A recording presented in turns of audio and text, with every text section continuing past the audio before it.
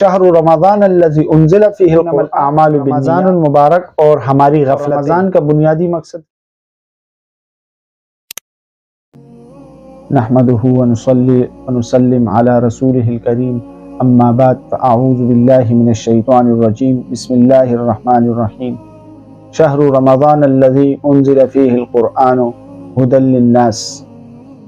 بخاری کی حدیث ہے کہ رسول اللہ صلی اللہ علیہ وسلم نے فرمایا، رسول اللہ صلی اللہ علیہ وسلم نے ارشاد فرمایا کہ جب رمضان المبارک آتا ہے تو شیاطین کو قید کر لیا جاتا ہے اور جنت کے دروازے کھول دیے جاتے ہیں اور جہنم کے دروازوں کو بند کر دیا جاتا ہے۔ تو رمضان المبارک کا مہینہ اللہ جل جلالہ کا لاکھ لاکھ شکر ہے کہ اللہ نے ایک بار پھر ہم پر رمضان جیسا برکتوں، رحمتوں اور مغفرتوں والا مہینہ ہم پر دوبارہ سایہ فگن کر دیا ہے۔ تو اب رمضان کا جو مہینہ، اللہ کی جو نعمت ہم پر ایک بار پھر آئی ہے، تو اس کا ہم کس طرح شکریہ ادا کر سکیں؟ تو یہی کہ رمضان کی نعمت کا ہم کس طرح شکریہ ادا کریں اور اللہ کے جو نعمت ہم سے ہے، ہم کو دی ہے، اس پر ہم کیسے عمل کریں کہ رمضان المبارک میں جو ہماری غفلتیں ہوتی ہیں، ہم سے کوتاہیاں ہوتی ہیں ہم سے، تو اس کے بارے میں اس سے ہم جو ہے رمضان کی جو رحمت ہے اس سے ہم محروم کر دیے جاتے ہیں۔ تو آج میں اسی پر بات کر رہا ہوں کہ رمضان المبارک اور ہماری غفلتیں۔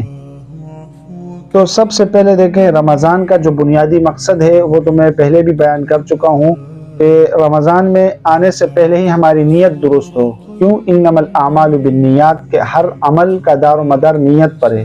اور رمضان کا بنیادی مقصد کیا ہے؟ تقوی ہے، لعلکم تتقون، تاکہ تمہیں تقوی اختیار کر سکو۔ تو تقوی حاصل کرنا ہے یعنی اللہ سے ڈرنا ہے اور اپنی زندگیوں میں اللہ کی رضا کو مرکزی کردار جو ہے مرکزی مقام دینا ہے۔ لیکن پہلی بڑی غفلت ہماری نیت میں ہوتی ہے۔ کیا ہم روزہ صرف رسم کے طور پر رکھتے ہیں؟ کیوں؟ گھر میں سب رکھتے ہیں، یا پھر واقعی اللہ کی رضا کے لیے؟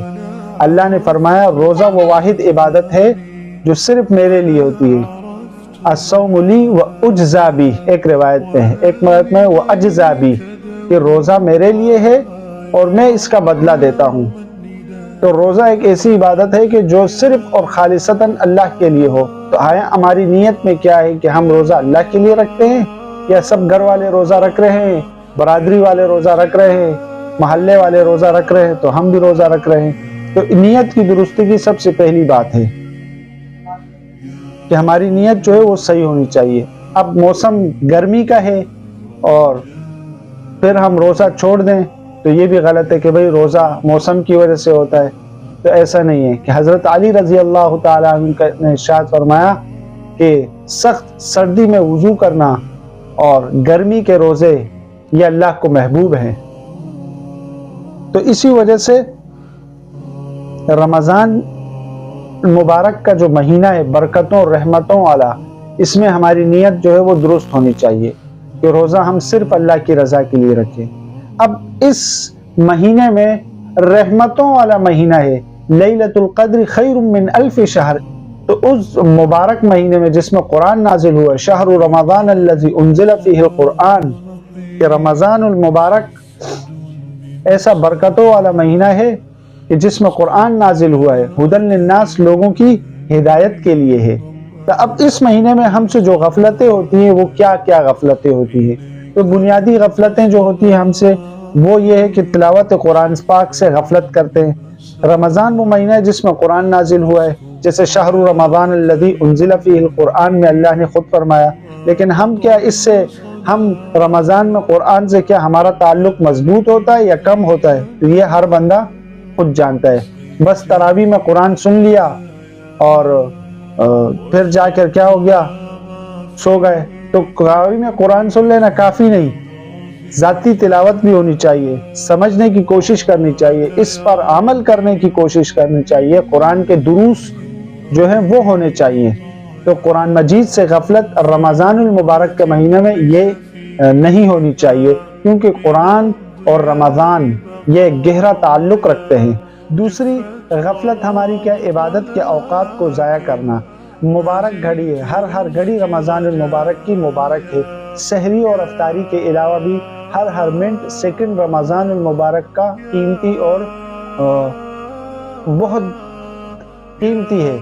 تو عبادت کے اوقات کو ضائع کرنا یہ بھی ہماری غفلت ہے۔ رمضان میں اکثر لوگ کیا کرتے ہیں؟ سارا دن سوتے رہتے ہیں، سونے میں گزار دیتے ہیں، اور اس طرح روزے کا جو مقصد ہے صبر اور نفس کی تربیت ہے وہ فوت ہو جاتی ہے۔ یعنی سوتے میں گزار جاتا ہے تو نفس کی کیا تربیت ہوگی؟ پھر صبر۔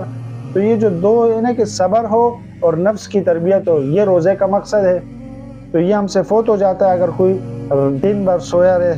اس طرح دوسری طرف راتیں بے مقصد جاگنا، بے مقصد جانا، لہو و لعب میں لگنا، کھیلنا کودنا، راتوں کو گپ شپ لگانا، اس سے کیا ہوگا؟ عبادت کے اوقات ضائع ہو جائیں گے۔ حالانکہ یہ راتیں کس وجہ تھی؟ کہ لمبی لمبی صلاۃ التسبیح پڑھنا، لمبی لمبی رکعتیں پڑھنا، دعائیں کرنا، قرآن مجید کو ختم کرنا۔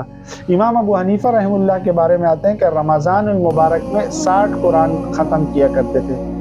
اسی طرح ہمارے دیگر اکابر کے بارے میں آتے ہیں کہ وہ رمضان کے ہر مہینے میں 30 قرآن ختم کرتے تھے۔ بعض کے بارے میں آتا ہے کہ دن کو 1 اور رات کو 1 قرآن ختم کرتے تھے۔ اسی طرح صحابہ کرام رضوان اللہ تعالی اجمعین کا بھی یہی معمول تھا کہ قرآن مجید جو ہے بعض صحابہ 3 دن کی ترتیب سے ختم کرتے تھے، بعض صحابہ 7 دن کی ترتیب سے ختم کرتے تھے، لیکن اکثر صحابہ کا جو عمل رہا ہے وہ 7 دن کی ترتیب سے ختم کرتے تھے۔